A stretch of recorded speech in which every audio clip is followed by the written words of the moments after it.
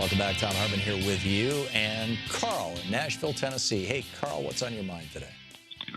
Hey, Tom, how you doing? Great. What's up, Carl? I tell you, I look at all the things that's going on, and I've just come to a conclusion, and maybe you agree, maybe you will disagree. That's fine with me. I've come to the conclusion that our racist country deserves all the ills that Donald Trump is going to put upon it. And what I mean by that is the people that's in Kentucky who voted for this man, you racists down there, you deserve to get your Kentucky care taken away from you because you hate Obamacare so much that you're either willing or ignorant to understand that Kentucky care, here's the kicker, is Obamacare.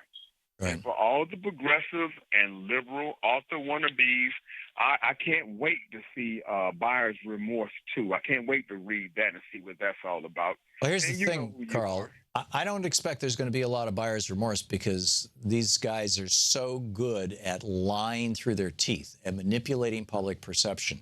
I mean, the fact that Trump's first act in office, one of his first 3 or 4 official acts in office, was to raise the cost of a first-time mortgage for, largely new homeowners and low-income Americans by roughly $1,000 a year.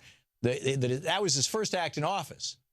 It hasn't even been reported, right? Yeah. I mean, he signed this executive order. It's like the stuff that he's doing, that his putting our troops at risk by talking about stealing Iraq's oil. By and large, outside of Rachel Maddow's show, not even reported. And here's the thing, though.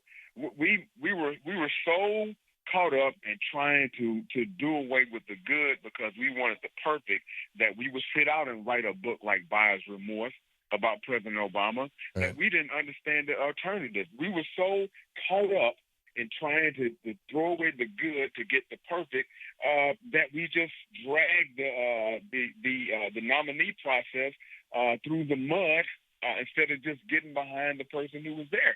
And hey, if it happens to you, listen, good for you. I mean, I want it at this point. At this point here, I want it to happen. Now, what are we going to do about it? Well, hang on just a second, Carl. When they kill Medicare, Medicaid, Social Security, when they start really damaging those programs, they are going to blame it. They're not going to take blame for it. They're not even going to brag about it. They're going to say the programs were falling apart. We've been telling you this ever since 1935. The programs are falling apart, and they finally fell apart. See? Told you so. So, and the thing about it is that you are going to have some people that's going to fall for that. If you have, I think all the Republicans are going to fall for that, and a lot of independents.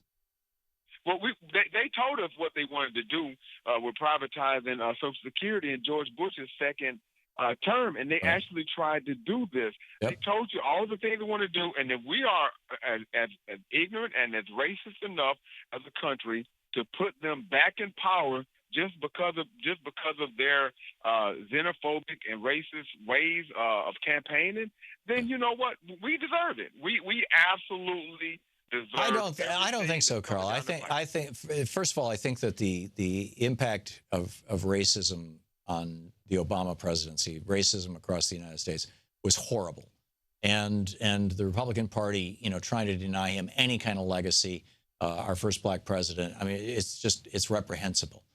But that said, these guys, they've got their eye on the prize. The Wall Street banksters, they want that $2.6 trillion that's sitting in the Social Security Trust Fund. They want that the hundreds of billions of dollars that flows through Medicare. The insurance companies want that. The money that's flowing through there every month.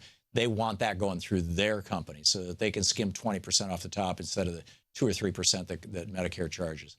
And well, I tell you what, Tom. I'm gonna end with this because I know your time is short. But I'm gonna end with this. You've never asked me, not once in all the years I've been calling you, what race I am or anything like that. I'm a black man. And I'm gonna tell you this right here, Tom. And as a black man in America, I'm a survivor. I survived tribal kidnapping. I survived the Middle Passage. I survived slavery, Jim Crow, hoses, German shepherds, separate but equal, and crack epidemic in my neighborhoods. I am a survivor. White people, buckle up. Yeah.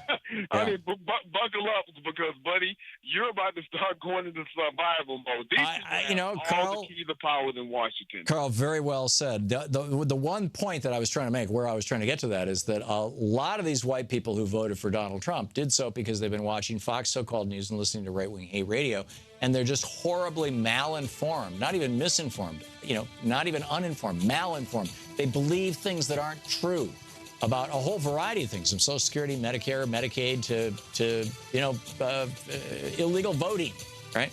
They're malinformed. They have been lied to by right-wing media, and I blaming the victims is a tough one. But I get where you're coming from, Carl. Thank you.